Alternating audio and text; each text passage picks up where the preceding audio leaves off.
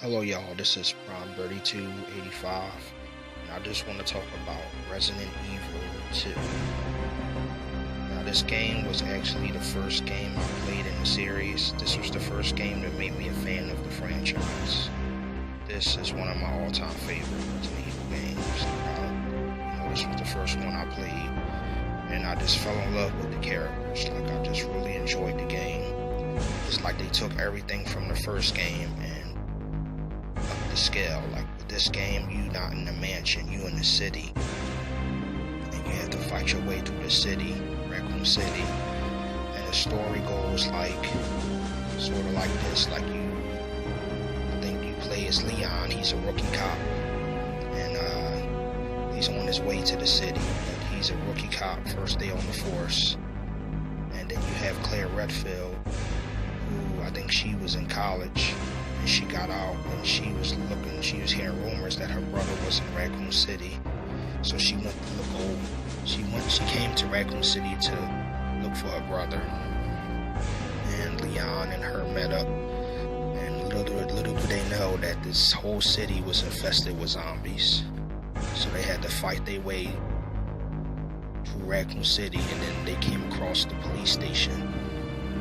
Now, this game was, in my opinion, had like one of the best stories. I felt like it went more deeper than the first game, like it was more darker, I even liked the characters more. Like Leon, I became a big fan of Leon, and Claire. Claire is the younger sister of Chris Redfield, Claire Redfield. This game also introduced other characters such as Ada Wong, Sherry Birkin, and William Birkin. Now this game was about the T-virus, but it also went more further. It was about a whole other virus called the G-virus.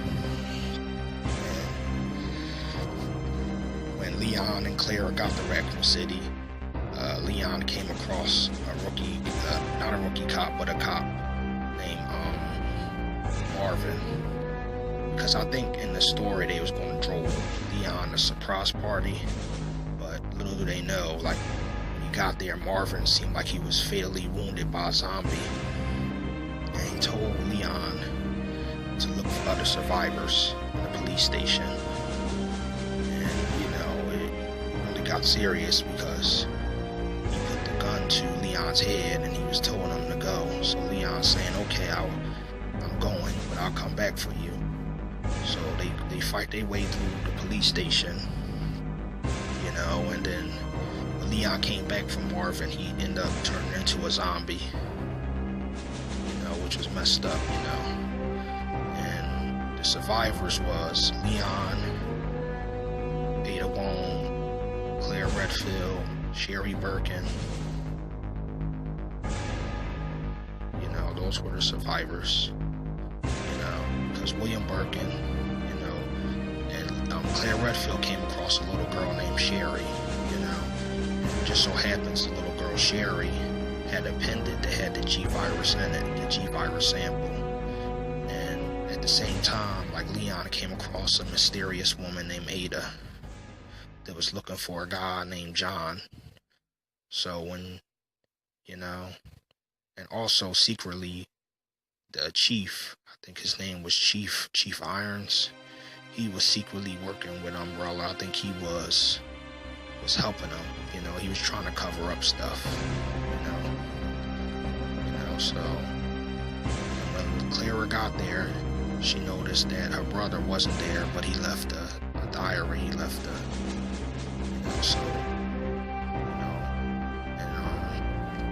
but this game went more further, and this was my favorite, Resident Evil 2. This was one of my favorites. This was the first game that made me a fan of the franchise, and it had an amazing story. It had new enemies like the Lickers. You come across new monsters like the Lickers. You still had like zombies and zombie dogs in this game, but you also had another BOW named named William Birkin, who ended up injecting himself with the G-virus. And what was crazy about that, the twist is he's Sherry's father, It was messed up. And then there was another enemy that was similar to the enemy in the first Resident Evil, which was a tyrant, you know, also known as Mr. X, my fault, Mr. X. And he was actually sent by Umbrella to get the G-Virus sample, you know. And what happened was, you know, Hank and them shot William Birkin because they wanted to get his G-Virus sample. And they ended up shooting him, so he ended up sticking himself with the G-Virus, and he ended up mutating so bad that he wasn't recognizable anymore. You know, he became a creature called G, you know, an ultimate bioweapon.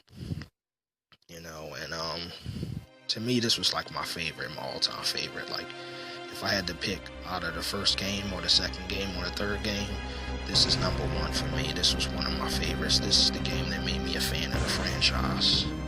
To me, you know, and I just was a big fan of Leon, Clara, Ada, you know.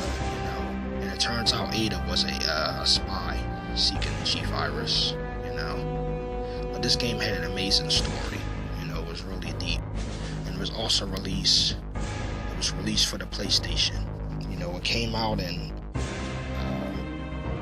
January 1998. It came out in January 1998.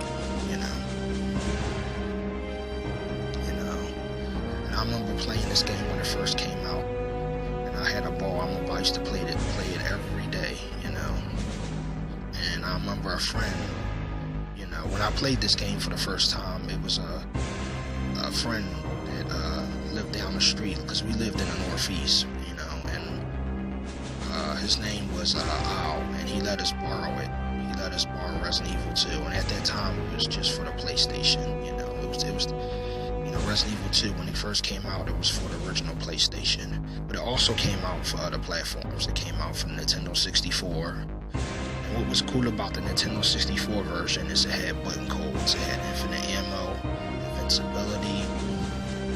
It had button codes that you could play as Hank, you know, or should I say Hunk, you know, and Tofu. You know, this game was huge. It had a, you know, amazing story, and I felt like the story, they went more further. It had more twists and turns, and it was also sad. It had, you know, it was really deep, you know, the story. Also, this game also was re-released for the GameCube, you know. It was also re-released for the GameCube. It came out for the PlayStation, it came out for the Nintendo 64, and it also came out for the GameCube. And I cannot wait for the Resident Evil 2 remake. I'm just excited as you all cannot wait for Resident Evil 2 remake. You know, I'm looking forward to it.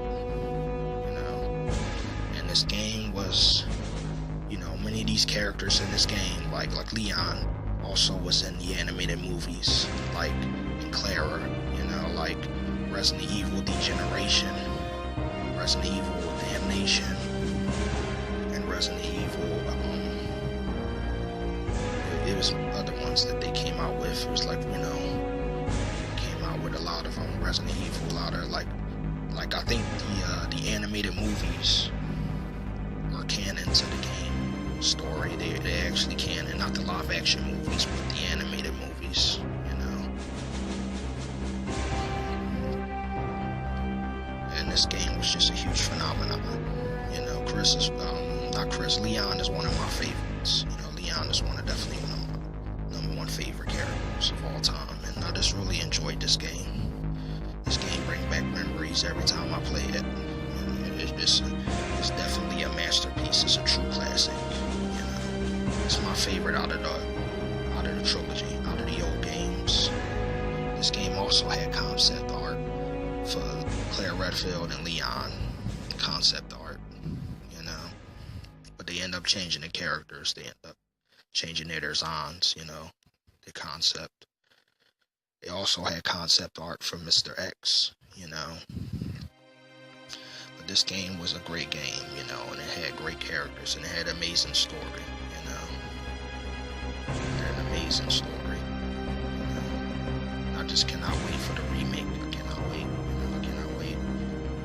This game also inspired games like Resident Evil, Dark Side Chronicles, you know, and inspired a lot of other games this was the sequel, and Resident Evil is just a huge phenomenon. It's a big game, and everybody has their favorite Resident Evil of all time.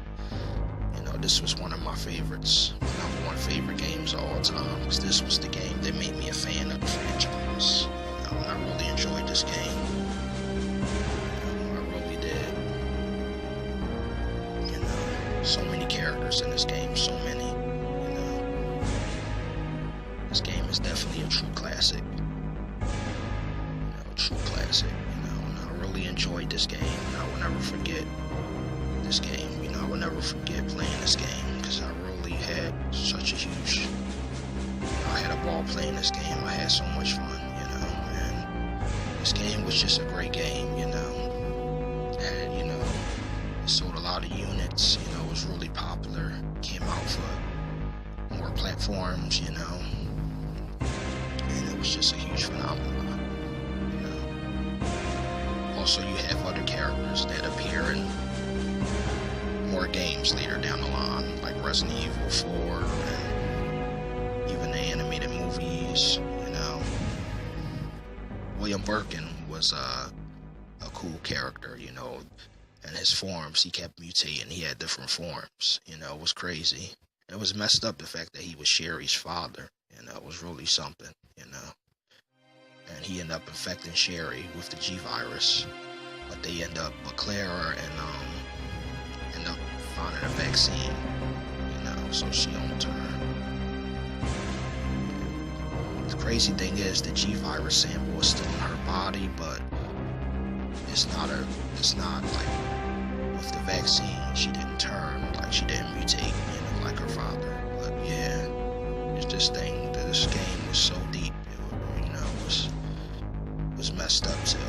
The whole city was infected by zombies, and the reason why is because of the mansion when it exploded in the first game.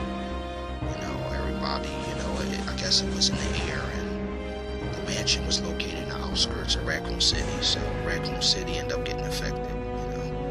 People start getting affected and getting sick, and that's how it became, and it's messed up because what happened to the city, Raccoon City, it's messed up.